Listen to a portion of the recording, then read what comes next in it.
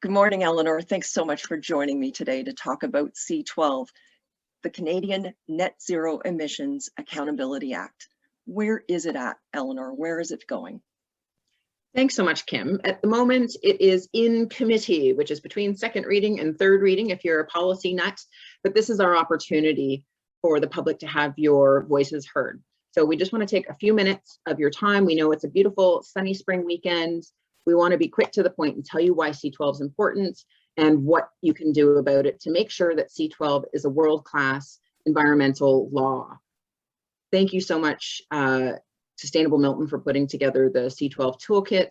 You want to tell us a little bit more about why it's important to you, Kim? Absolutely. We read Seth Klein's A Good War, and that really mobilized us. We wanted to see Canada treat the climate emergency like the emergency it is, just like they did in World War II. So we had Seth Klein come speak to us on March 30th, and we hosted this webinar to talk about what we can do to strengthen C12. And that's what we want to talk about today, Eleanor. Fantastic, Kim. Thank you so much. That was an awesome webinar. Seth really spoke to me and aligning World War II with the climate emergency and how the government can treat it much the same, even when it seems like it's an overwhelming task. But for all levels of government to get on the same page, businesses, industry, nonprofits, and citizens, we really need everybody galvanized. And he did an awesome job with that webinar. This is important to me as the past president and co-founder of the Milton Green Environmental Association. I am thrilled how far Sustainable Milton has come in the past year and a bit in terms of government advocacy and public education. I remember at a Milton council meeting a few years ago, a representative of the Halton Environmental Network spoke up and said why this is important for people of Milton, and I imagine this is the same for suburban areas across the country, is that it's going to be wetter, windier, and wilder weather.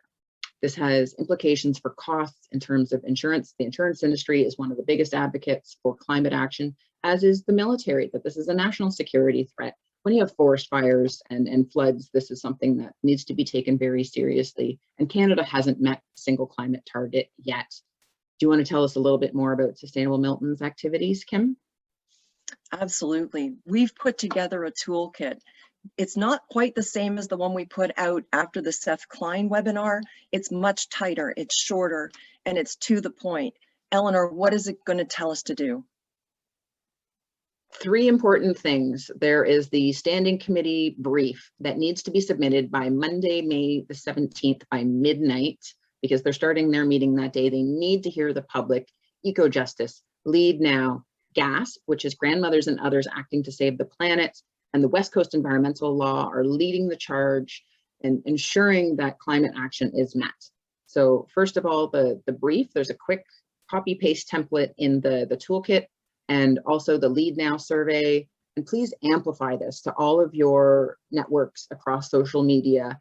Get on the phone, email, super easy to copy and paste. Just take a few minutes of your sunny spring weekend. We really appreciate everybody's volunteer efforts to make sure that this happens, that we have a world-class environmental law that Canada can be proud of for future generations. Thanks, Kim. That's awesome. Thanks, Eleanor. We want that standing committee to be inundated with comments from concerned Canadians who want to have that world-class legislation. Let's beef up C12. Let's get our message out there. Thanks, Eleanor. Hashtag strengthen C12. Thanks, Canada. That's awesome. Thanks, Eleanor.